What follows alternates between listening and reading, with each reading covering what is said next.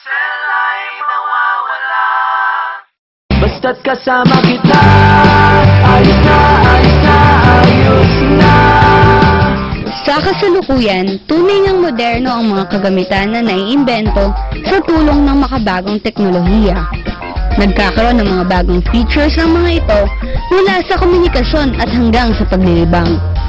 Kabilang na dito ang paggamit ng cellphones, internet, pag-usbong ng iPods, portable DVD players, flat screen televisions, netbooks, at syempre, hindi magpapahuli ang radyo. Ang radyo ay hango sa salitang Latin na radiculo or radicule, nang ibig sabihin ay little roots or nerves. Ginamit itong communication device ng militar at navy upang mapadali ang pagpapalitan ng mensahe. Kalaunan, ang radyo ang naging isa sa pangunahing pinagkukunan ng balita at impormasyon. Magandang araw mga kaayos! Tara't samahan niyo kong balikan ang nakaraan, tunghayan ang kasalukuyan, at alamin ang kinabukasan ng radyo sa Pilipinas. Radyong Kinagisnan, kamusta ka naman? Siya si Lola Carmen, tubang Santa Cruz, Lubao, Pampanga. Ang radyo ay naging parte na ng araw-araw niyang buhay na hindi makukumpleto kung hindi makakapakinig dito. Kasi sa radyo ay pay-pay na hindi nakakailangan naman yung buksan mo yung TV. Nakahiga ka. Inubusa ko yan. Ganun na kalaki yung radyo ko. Hindi ko nabusa. Kaya kahit maalis ako, dala-dala ko yung radyo ko yun. Nandito po tayo ngayon sa Pasay City kung saan matatagpuan ang isa sa pinakamatandang radio broadcasting company sa bansa, ang Manila Broadcasting Company o MBC.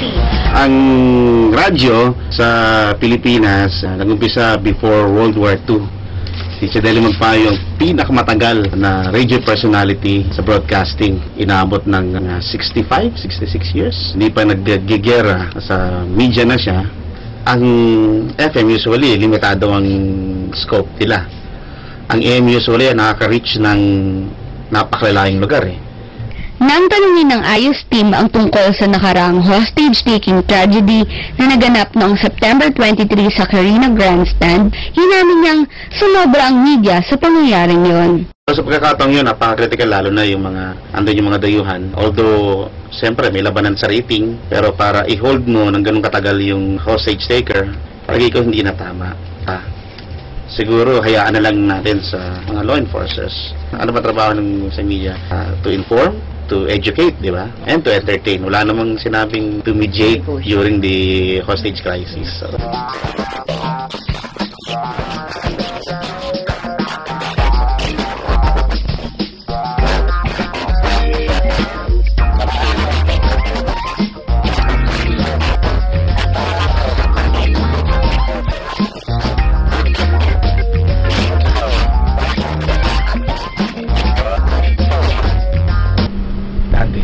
Supposed to be 90 or 80% music, 10% commercial, and then 10% ad-lib. Kasi dati, DJs are mysterious lang eh.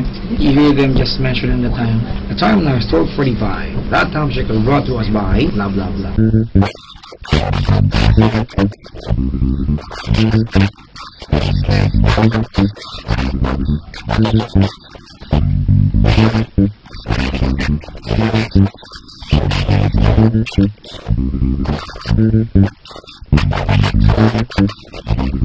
Kung ano yung marinig mo usapan sa kanto, minus yung mga sobrang bulgar na salita na lang, marinig mo sa programa ko. Feeling ko gusto ng Pinoy yan. Siguro, nagwawala ako, galit ako. Kumbaga, ang binibenta ko sa show ko hindi yung music, it's my personality. Because my show, it's a personality show. Naniniwala din siyang 80% ng callers niya ay alam naman ang gagawin. Marami lang ang mga nagnanais sa tinatawag nating stardom. It's nice to claim that once upon a time, naging caller ka ng radio station. I have been a listener of radio ever since. Kaya mga Pinoy, di ba? We have this ignorance for change. Di ba? We love our tradition so much. I think sa Pilipinas, it would really take a lot of technology and you have to make it really, really cheap bago mo mapatay ang analog radio. And analog radio is not just a medium of broadcasting. Hindi lang yun. It's a way of living. Kultura natin mga Pinoy. Hindi lang matatanda ang nalilibang sa radyo. Karamihan dito ay mga estudyante. Isa dito si Miguel Macamay, 15 taong gulang.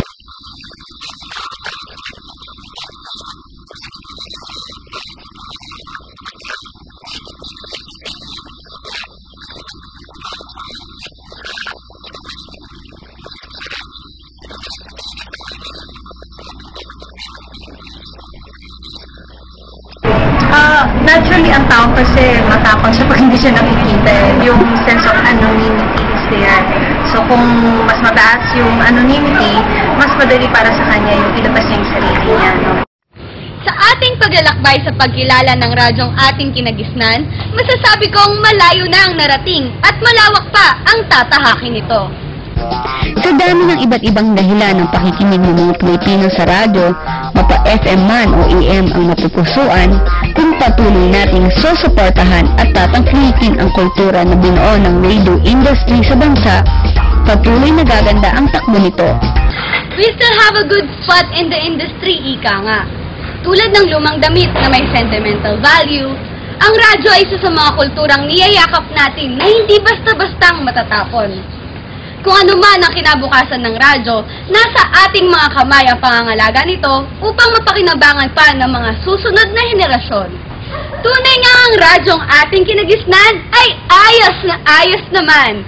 Ako po si Jaya Laguardia, sumasaludo sa mga simpleng tao, Pilipino, ayos tayo! Basta't kasama kita, ayos na